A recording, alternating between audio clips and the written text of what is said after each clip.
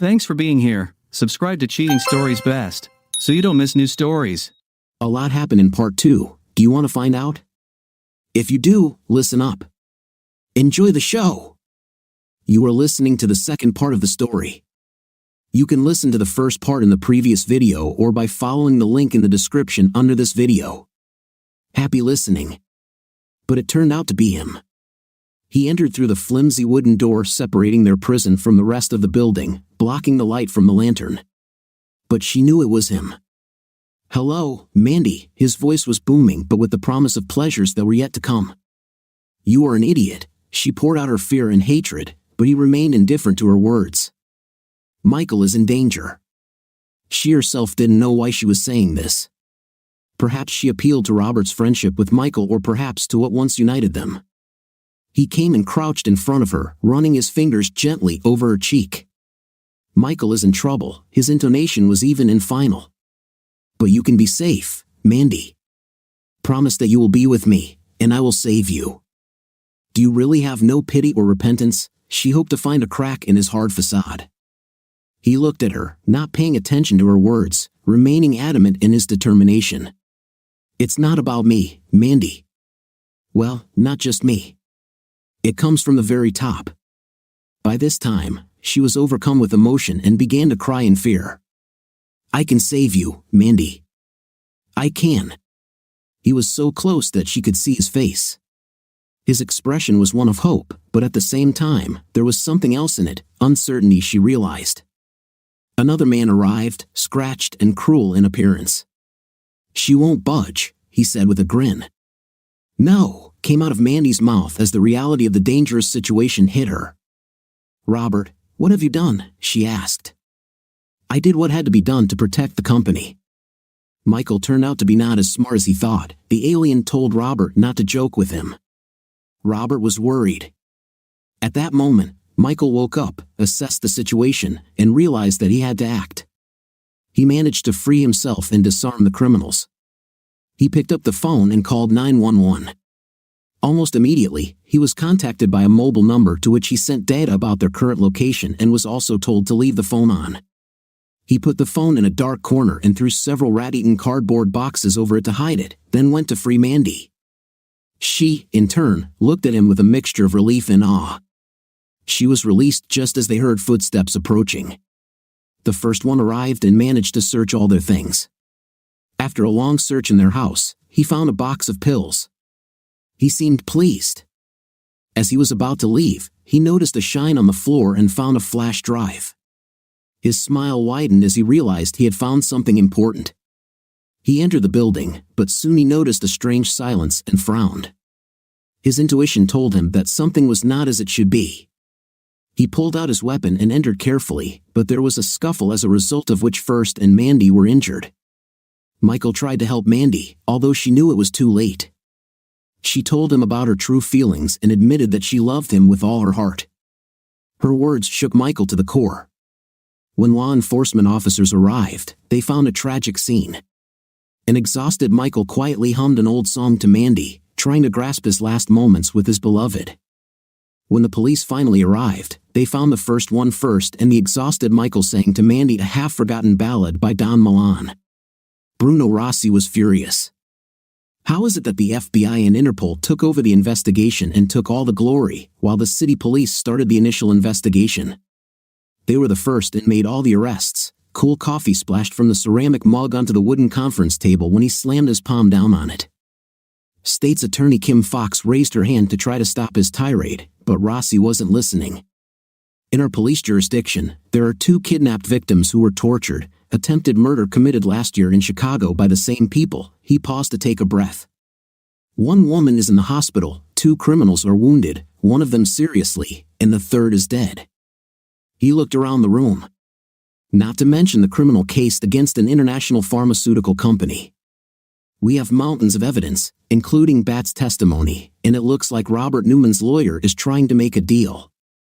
So how did we end up on the sidelines, Captain Rossi? The Cook County Commissioner and Prosecutor Kim Fox, along with the 4 assistant prosecutors present at the meeting, had already heard it all. As much as she wanted to hold the case, it had all the hallmarks of a federal and international investigation. The Department of Justice had already indicated that their horse was in the race, and even the White House had joined in. The Foreign Affairs Committee was informed, and the Swiss ambassador was summoned for consultations. Rossi looked at the FDA and FCSC representatives with despair. This is a serious matter, more than they expected, and the consequences would be international, not to mention the reaction of consumers who were already skeptical of big pharmaceutical companies and what they saw as excessive profits. Another scandal awaits them. I think Congress will soon be bombarded with requests to investigate all pharmaceutical companies again. Fox sighed bitterly, knowing that international pharmaceutical companies were experts at muddying the waters and hiding their real profits through multi-layered structures that often took a decade to uncover. Until every forensic auditor is under me, political will do not fade or dissipate into thin air. Well, Mrs. Bates did it, Fox reflected. At least this is a positive thing. She frowned. And it was her husband who killed that kidnapper. What was his name, husband or kidnapper? The kidnapper, Detective Rossi said. I know the husband's name, Jerome Wilson, almost completely unknown except for crimes committed earlier. These cases have been sealed, but we are waiting for your office to petition the court to have them unsealed. He felt sad. The case that became decisive in my career slips out of my hands. Everyone except the feds was sympathetic to my bitterness, but this changed little. The conversation had already turned to discussing the Swiss side of the investigation. More than 15 people from Beast were detained in Switzerland or France, said a representative from the Chicago office of the FBI. SEC Scientific Applications International Corporation. The case is moving quickly, and law enforcement agencies in Europe and here are eager to bring cases to court as quickly as possible. Justice delayed is justice denied. Fox nodded. Yeah, and if you screw up, Rossi muttered. Regardless of who screwed up, Michael thought at the same time, drinking coffee in the hospital cafeteria with Darius. I ruined my marriage and myself, and worst of all, I can't even remember it. It's already visiting time. Darius frowned. Why are you still here, boy? He nodded toward the elevators leading to the chambers above. I'm not sure I can. Michael sighed. Every time I see Mandy, I remember her words, even if I don't remember what I did. I don't know what to do with her. I keep trying to discuss this, but she doesn't want to. His eyes became misty. She says it doesn't matter, but it does. You think about it too much. No, that's not true. Every time I see Mandy, I feel like a traitor. So you're hiding. This is not the Michael I know. Darius tried to pour some positivity into him. That would unbalance him, but for the first time, he admitted that nothing was working for him because Michael was not in a good mood. Everything was much worse. It seemed to him that 3 different people lived in one body. One is the old Michael, smart, strong, and capable. He remembered how his family, friends, and colleagues looked up to him and hung on his every word. Words that are now difficult for him to choose on the fly. Then they came easily and immediately. Now he had to stop and think about what he wanted to say. That Michael seemed to him like a faded photograph, a ghost lurking in the corners and on the stairs of his mind, and sometimes looking at him with pity from the mirrors. The second Michael was a stranger. No, not a stranger, someone or something malignant and hidden, like a killer or a tumor. He was the man who demanded a divorce and hurt Mandy to the point where she had nothing left and ended up in Robert's arms. He couldn't find Michael, but he knew he was somewhere nearby, although it was like looking at a sealed vault, unable to enter and knowing that there was a secret hidden there that he needed to uncover. The third Michael was slow and clumsy, with none of the grace or charisma of the first. He thinks of himself as the reheated leftovers of a delicious meal. The only part of the new man he is now that doesn't sadden him is the ability to commit the violence he did. He smiled grimly, reminding himself that it had to be done. It's like putting a mad dog to sleep. He stood up wearily. See you later, Darius. Maybe we can go for a run. They agreed to call each other, and he went to Mandy. She sat cross-legged in bed, wearing her pajamas, surrounded by printed statements, affidavits, and legal documents waiting for her to review and sign. She had lost weight, and her eyes looked sunken, but he thought she looked good compared to a couple of weeks ago. Medically, she was recovering, having lost part of her small intestine and spleen, which were perforated by 2 bullets and subsequently had to be removed. She still didn't feel well, and the drainage tube went into a small bag attached to her thigh. She jokingly told him that she would never be able to wear a bikini again due to the bullet wounds and surgical scars on her body. But in truth, she had never worn one before. The fact that she was recovering was also evidenced by her boredom with her hospital stay. She began to complain about the food and the quality of the mattress on the bed when he came in. She was on the phone with Jason, who came and stayed as long as he could before reluctantly returning to his job. He had spent a lot of time with Michael too. On their last evening together, they went out to dinner and talked late into the night.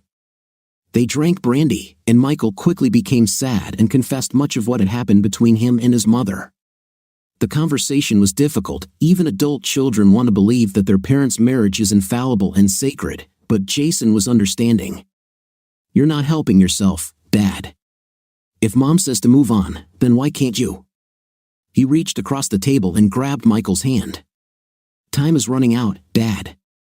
If you stand still and wait for inspiration, you will only widen the gap between you.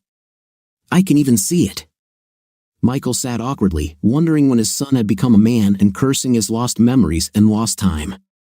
While Jason tried again, in flight school, they teach that no matter what is going on around you, if you are in the pilot's seat, your task is to control the plane, not lose orientation, and communicate.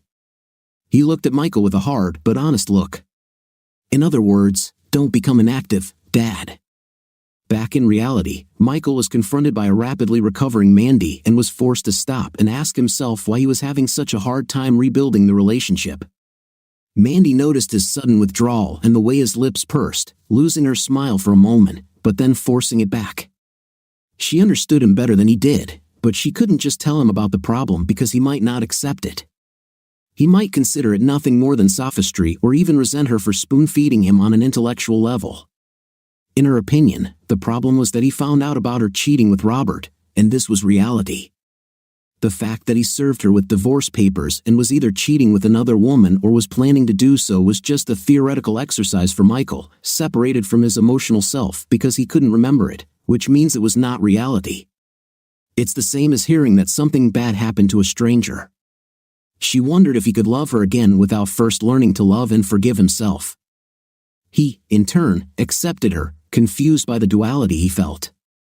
He wanted to hug her and kiss her on the lips, and at the same time, he wanted to attack her for going with Robert, which became even worse when they found out that it was he who ordered the assassination attempt.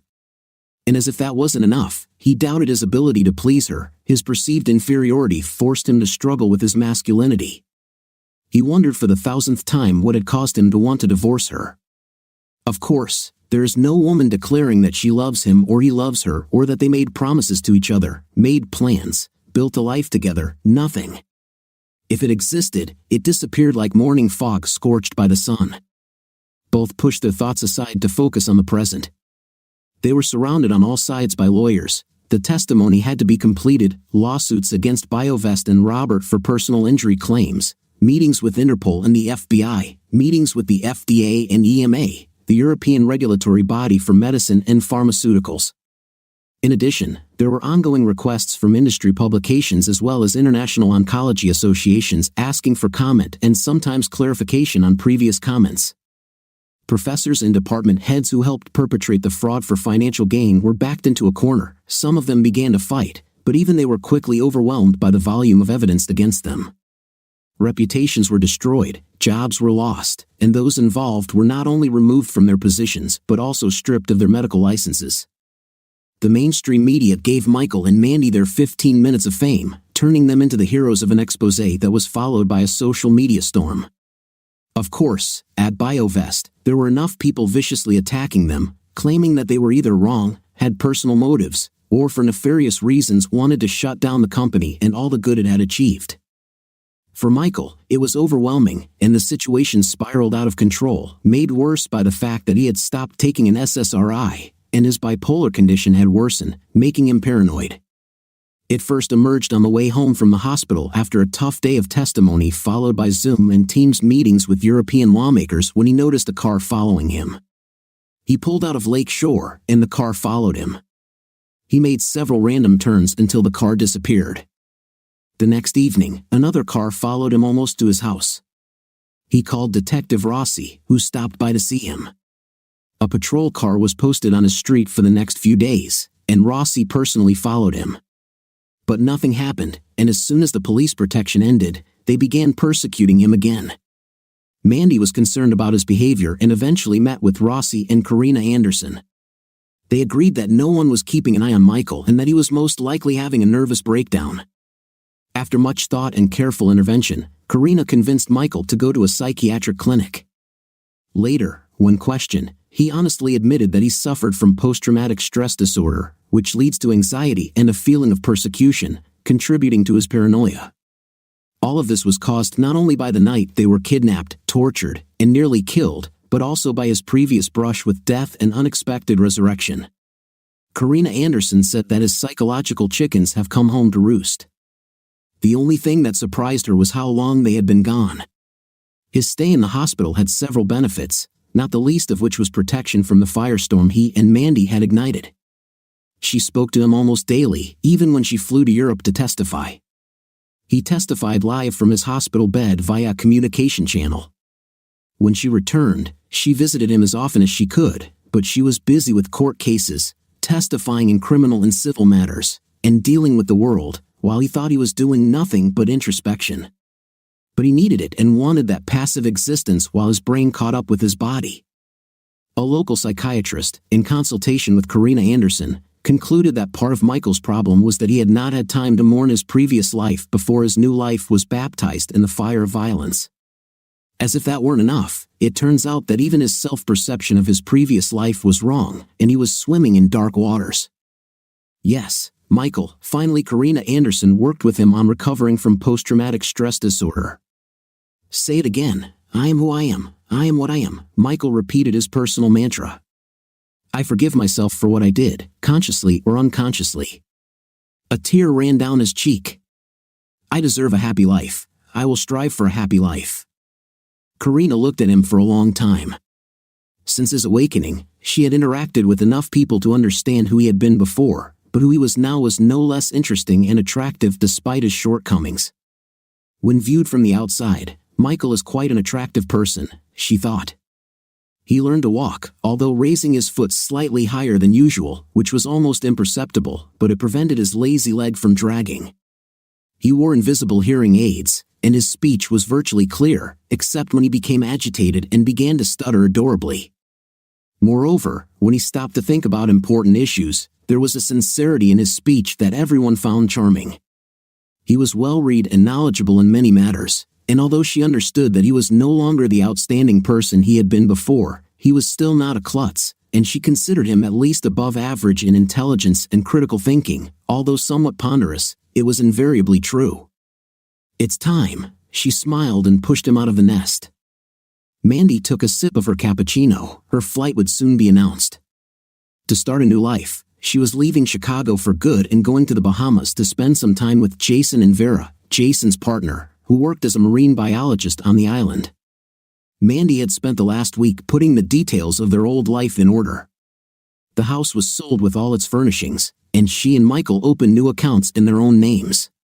Both accounts contained almost $17 million, making them wealthy but not rich, in her understanding. Rich was a completely different thing, but wealthy enough to enjoy all the benefits of life and never work unless they wanted to, and she might want to. She was approached by the FDA for a position overseeing the use of old and new pills, but she declined, at least for now. It's been almost 26 months since Michael was shot, 2 months since the last trial ended. She smiled with satisfaction, remembering the judicial bloodbath that followed. Robert received a life sentence for his participation in the attempted murder of Michael and another 50 years in total for his participation in their kidnapping and torture.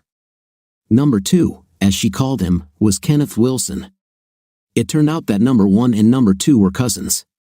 In any case, he received 2 life sentences without parole and seemed to be a poor fit in the prison environment, given that they had already tried to stab him to death twice. From the top management of the company BioVest, 4 were extradited and tried in the United States. 2 of them received life sentences without parole, and the remaining 2 received 25 years. The remaining executive directors, 11 in total, were tried in Europe and have not yet been sentenced, but the courts will not be lenient. She and Michael filed a joint lawsuit against Robert and company BioVest, receiving compensation from Robert of just over $6 million. He was left with almost nothing, but it didn't matter. $45 million were paid out in the lawsuit against BioVest, $35 for Michael and $10 for her. They sued for the equivalent of $100 million, but European courts typically awarded less than what a U.S. jury would have awarded. The second monetary blow for BioVest was the imposition of a fine of €500 million by the European Medical and Pharmaceutical Authority, EMA, which shook BioVest because of the expenses for hexamine, whose registration applications were withdrawn around the world. Sharks were also added. Their lawyers received 20% of the fine, amounting to as much as $2 million. She and Michael opened an account in which $7 million was intended for Jason, and they decided to split the rest. Initially, she only wanted to get what was due to her, but Michael not only insisted but also became unapologetic until she gracefully relented. They agreed to donate the proceeds from the sale of the house to the University of Chicago School of Medicine and another $500,000 to the Chicago Veterinary Association as a sign of respect for Darius and the help he provided to Michael outside of work. Michael also transferred ownership of his SUV to Darius, much to the latter's embarrassment. Unfortunately, all of the travel, litigation, lawsuits, and associated stress resulted in the relationship between Michael and Mandy being best described as half asleep, half distant. She tried to interest Michael in moving to Fort Lauderdale and living on the canals. He said he would love to, but not now. He was engaged in some personal quest that both excluded her and forced him to carry out a single-minded and secret mission.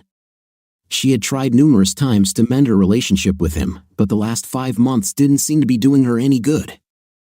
Their shared ordeal and her subsequent recovery initially brought them closer together, but the ensuing months drove them further apart. Unfortunately, she had to admit that their relationship had become unclear and fragile, leaving her unsure of how to repair it. Karina Anderson advised her to step aside. "Let him come to you himself," she advised. Just before she left, she called Michael. "Bye, Mike. I love you." Her voice suddenly broke as she was overcome with emotion. She thought that her tears had dried up and she had poured out all her high emotions, but obviously not. "I love you too, Mandy, but I have to do something first." There was concern and even fear in his voice. "Not her, please, Michael," she thought. "I can't lose you again. You've already managed to get him back twice. There won't be a third time," said the irrational part of her brain. Michael thought that the cold autumn temperature perfectly reflected the temperature of his heart and soul. His whole life seemed cold and gray, and images of Mandy in the Bahamas replayed in his head with longing. He envied her unlimited freedom, sun, sea, and escape from the hard and fast pace of life in Chicago. But he was not ready for freedom, not yet. He started calling everyone until he received the phone number of his former personal assistant. "What do you need, Michael?" She didn't seem particularly fond of him. "I need your help, please, Georgia. I would prefer it if you just forgot my number." She was about to hang up when he addressed her again. "Sorry to intrude, Georgia. Please give me 5 minutes. I promise never to call you again." It was time to get down to business, but he was having a hard time starting a conversation. You know, before I was shot and everything that followed." "Yes, I have." "Have I met anyone?" There was a long silence. "You know, before I got shot and everything." "What, Michael, do you want to be reunited with your toy?" Patricia Grant, known to her friends and colleagues as Trish, noticed her reflection in the glass. At 35 years old, she looked great in a business suit with a short skirt and high heels that gave grace to her long and slender legs. Her position as senior marketing manager at Boston Scientific meant that she happily left BioVest's marketing department for a company that specialized in cardiology and had a long and successful track record in ICD, the International Statistical Classification of Diseases and Related Health Problems. She allowed herself a small, pleased smile at how lucky she was to have escaped this trouble. But now it was time to find out if the company was still there, BioVest and all this unpleasant baggage in the rearview mirror, or if there was still an anchor connecting her to her past life. She walked into the Gaslight coffee shop on Milwaukee Avenue and immediately noticed Michael. Surprisingly, her heart skipped several beats. He was thinner than before, and the passage of time had added some gray to his hair, giving him a thick, attractive head of salt and pepper hair. She noticed a dent on the side of his forehead from the bullet that nearly killed him, the same bullet that undoubtedly ruined their relationship, or was it an affair? But this word has so many negative connotations. "Hi, Michael," she said, standing in front of him. He raised his head in fear. You are Trish?" he exclaimed, standing up to greet her. Tears nearly came to her eyes when she realized that he barely recognized her. To Michael, she seemed vaguely familiar. He vaguely remembered meeting her once, but nothing more. "Please, sit down," he gestured to the chair opposite him. They looked at each other in silence for some time. She ordered coffee and then put her thoughts in order. Things weren't going the way she expected, or she was just fooling herself, and things weren't going the way she'd hoped. "I came to visit you, you know," she held his gaze. When no one is around, an unexpected tear ran down her face. "You don't remember me, do you?" "I'm sorry," he muttered. "I've lost so much." "And now you've lost me," she thought and shrank slightly inside. Seeing Michael in the flesh and in good health, she remembered everything he meant to her and laughed at the fragility of a relationship she had been indulging in for the past 2 years. They drank coffee and slowly, hesitantly, talked more and more about their relationship. It all started when they were together at a company promotion event in New York. A few months later, they were together again in Orlando. She had just divorced her husband and felt fragile. He was surprised that a younger woman was interested in him. While the managers were on a trip to an event in Switzerland, they struck a deal and began a hot and steamy relationship after that. He couldn't believe how wild she was in bed. She, in turn, was glad that he was focused on pleasing her. They hadn't discussed her previous relationships or his marriage except in passing, but they had learned enough. There was too much of a man in her husband. He spent more time with his friends hunting, fishing, canoeing, and playing sports until they became strangers, only occasionally living in the same house. Michael said that because of the work schedule in his marriage, he and Mandy passed each other like ships in the night. Moreover, he was bored even when they were together, which became even worse when their son left home. He also admitted that Mandy is too conservative in her approach to life in general, but especially in the bedroom. They talked a little more, but the conversation was one-sided. Trish was trying to find at least some remnants of connection with Michael, and he was searching his brain for at least some memories of the time when they were together. Both found nothing. "There's nothing left for us, is there?"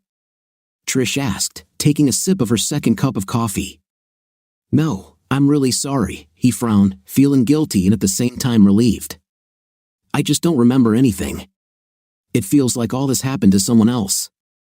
"Okay, it's all over now," she admitted to herself. The end of the novel, but it was a great novel full of excitement and promise.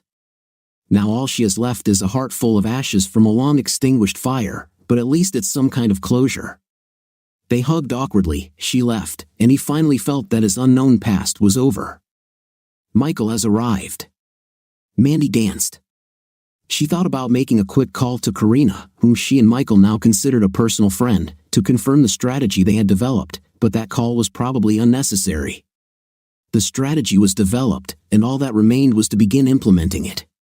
By the time Michael flew to Grand Bahama and then took a second flight to Georgetown, she had already spent 9 days in the Bahamas. Mandy had booked a room for him at the Hideaways Hotel in Palm Bay but was out of range herself. The SMS said that she had left with Vera on a sea expedition and did not know when she would return, but perhaps they would stay there for the night or a little longer. The text message said that she would leave him alone for a while but recommended restaurants and a few drinking establishments that he could try. When he tried to call to clarify, he received the following answer: "The subscriber you dialed is currently unavailable." There have been no messages from him.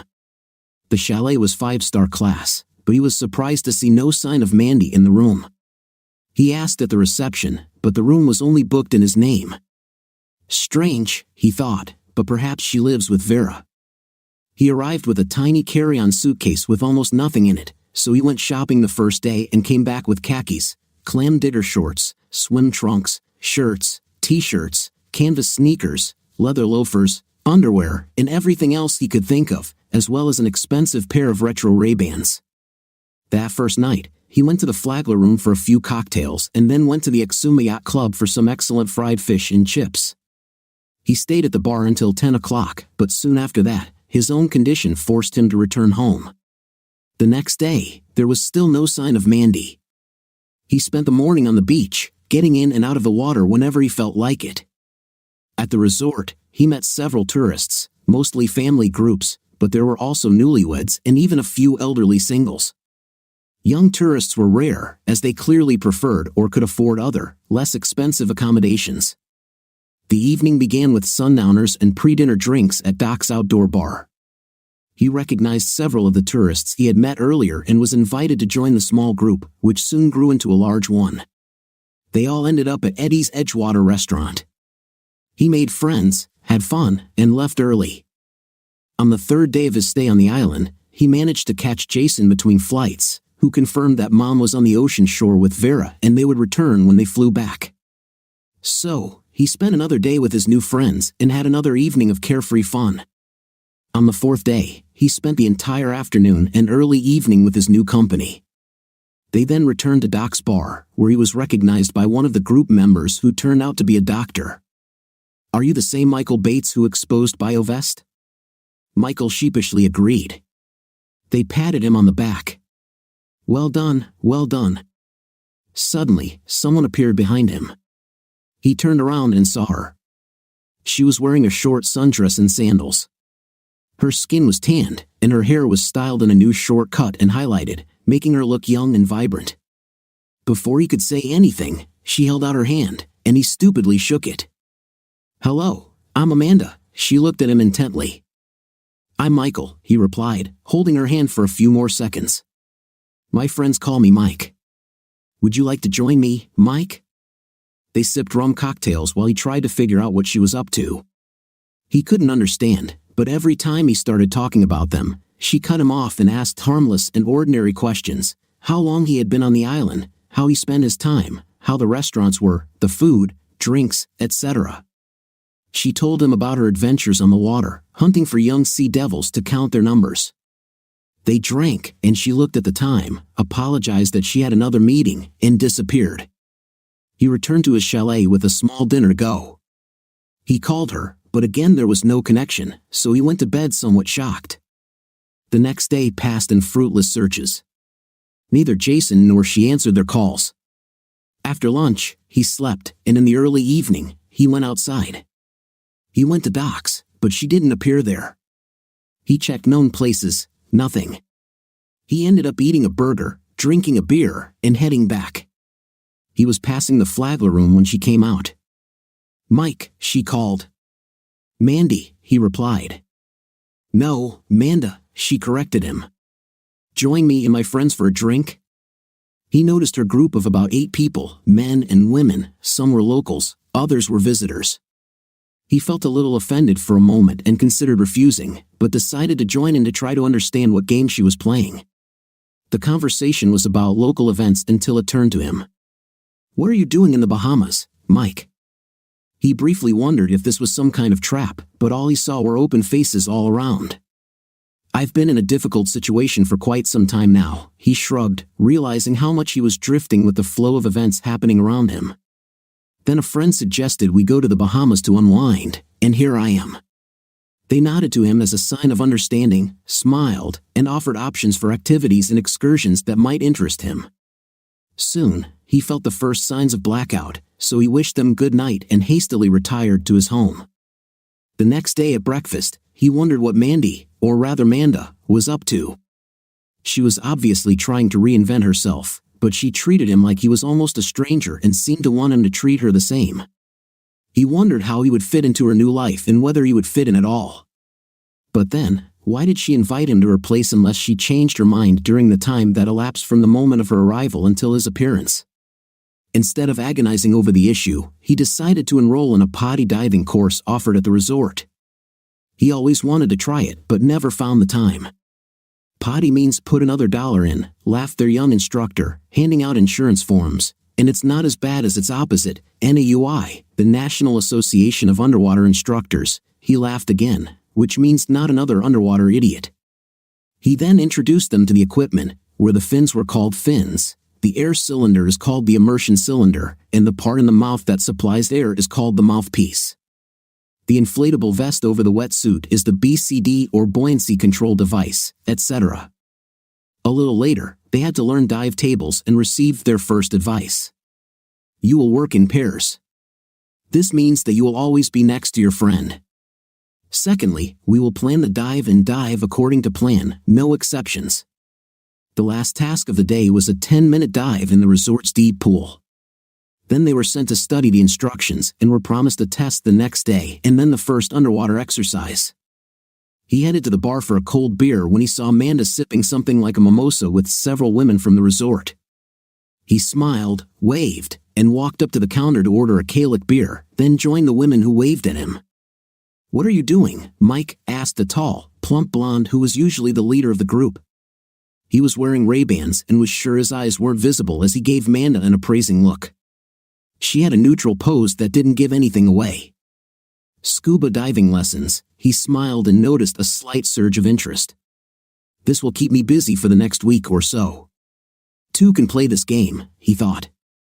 There was a general conversation on the subject, and then he turned to Sandy, who was moving chips on the backgammon board on the bar counter. "Hey Sandy, I see a backgammon board.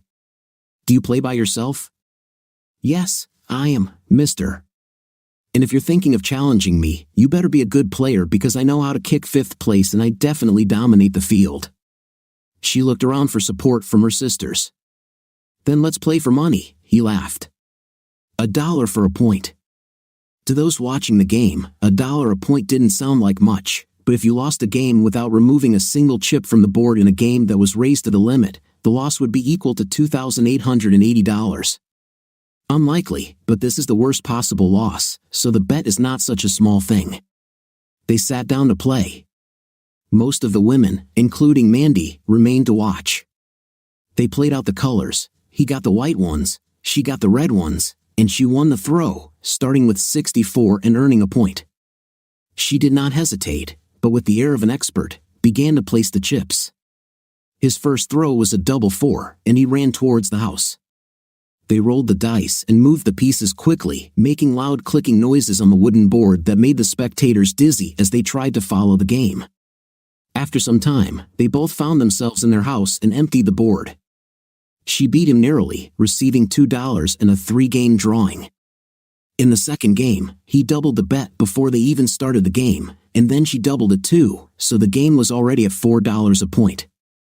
His dice rolls were blurry and unsuccessful, so that 2 furious chips stuck against her exit, but he slowly covered his home with chips and waited for her to expose a chip, which eventually happened. After throwing a 61 combination, he announced sixes and threw out a double 6, discarding the interfering chip. He doubled the bet again, and without thinking, she agreed. Sandy went from winning to being stuck and unable to play until he opened the field for her so she could get back on board. He crushed her, clearing his board so that she didn't get a single chip. That came out to $15 multiplied by 3 and multiplied by 8, which equaled $360. In the third and final game, he quickly won again, adding another $48 to the total. They shook hands and he lingered for a moment. "In lieu of the cash you owe me, I'll consider it a deal if you can convince Mandy to go on a date with me tonight," he grinned. Sandy turned around. "What do you say, girl? Are you ready to throw yourself on a grenade to save me from this sly guy?" "I will do it." Manda looked around the crowd with the selfless look of Mother Teresa. "I'll save you from this shark." The sisters smiled approvingly, and Michael and Manda agreed to meet at the Vibe restaurant in Exuma at 7 o'clock in the evening. "Thank you for coming," he led her to the table. They ordered chilled Chardonnay with a pleasant sourness in anticipation of a seafood dinner. "So, what are we going to talk about?" She smiled across the table. He thought for a moment as they settled in. "Well, we're on an island, so let's see. Okay, I came up with an idea. If you were stuck on a desert island, what 3 things would you want to have with you?" She waited for the wine to be poured and took a long sip. "I see you immediately confused me," she laughed. Then she tilted her head to the left. Let me think about it." Her eyes sparkled with mischief. "The first thing I would like is a man." In my opinion, you are already cheating, he laughed. Secondly, she continued, not paying attention to his remark, a solar radio so that we can listen to music and dance together. He raised his eyebrows. And the last thing is a container with French champagne lying at a depth of 4.5 meters underwater so that every day we can dive and get a bottle. Very romantic, he agreed. What about food? Well, this is a job for a man, she laughed. Like everything else. They toasted each other and drank more. Okay, it's my turn. She looked him up and down. Since we are on an island, if you wrote a message and put it in a bottle to throw it into the sea, what would it say? Besides the obvious help, he grinned. Yes, naturally, she gave him no mercy. As a joke or seriously, it's up to you. Well, seriously, I would write, it doesn't matter who you are. It doesn't matter what you do. The only thing that matters is finding someone to love. This is unexpected. Her eyes clouded, but she held his gaze. The waiter then came over and they placed their orders. The rest of the evening went well, and before they even knew it, it was almost 10. He paid, and they headed towards the exit. She kissed him on the cheek before getting into the taxi, and he walked home. He spent the next day taking a scuba diving course. The first dive was scheduled for late evening.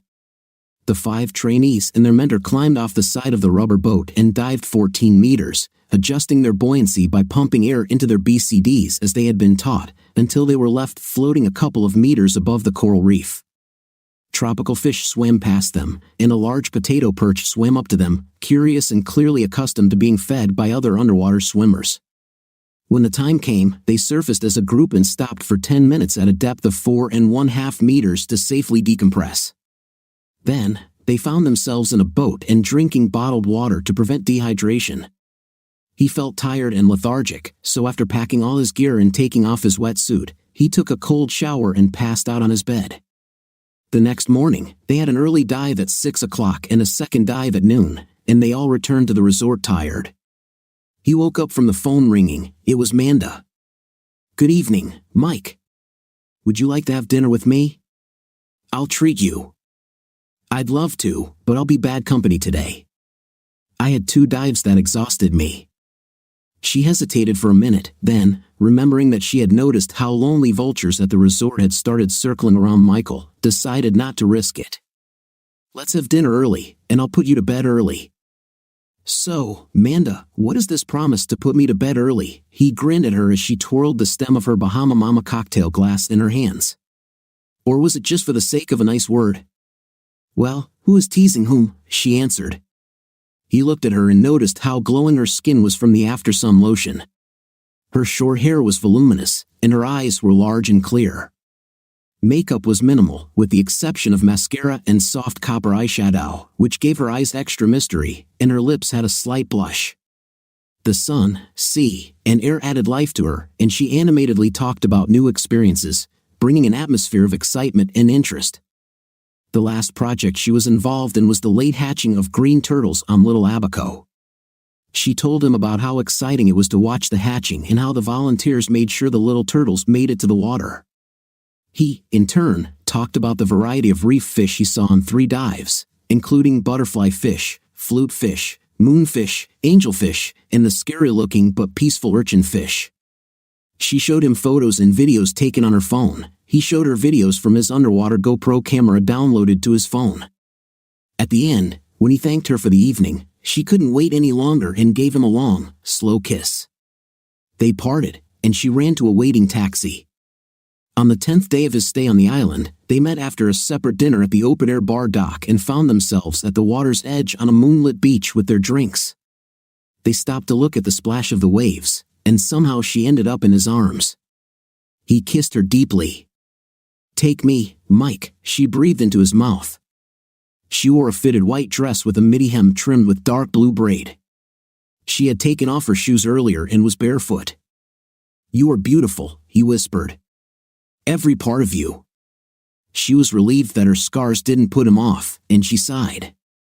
They made love. Oh God, Mike, I need this so much. After pulling on their clothes, they returned to docks and ordered more rum cocktails. They were as if chained to each other. He held her tightly, afraid that if he didn't hold her, she would slip away, and she, in turn, couldn't get enough of the way his body pressed against hers. "I must possess you again," he murmured in her ear, and goosebumps ran down her arms and thighs. She bit her tongue to keep from sounding in response. He threw the money on the bar and almost ran, dragging her to the taxi. At home, they made love again. "I needed you," he said. "I needed you too, and for a very long time," she replied. His tears dripped onto her forehead, and hers ran down her face until he lowered himself and kissed them away. "Forgive me for the hell I put you through. I guess I was a fool. No, I realized that I didn't do much to remain attractive to you. Work, raising Jason, the usual everyday tedium," she sobbed, and he kissed away another batch of tears. "That's why I had to reinvent myself to please you." She looked into his eyes. "I hoped that I would become the one you liked." He nodded in understanding, but his own fears still hung between them. "I know I'm not the man you married, Manda. I feel like I'm just a shadow of who I was." "You are not a shadow, my dear." She cupped his face with her hands and began to kiss him again and again. "You are real, strong, and smart, and I love you more than I can express." "I love you, Manda." Hot tears fell on her face.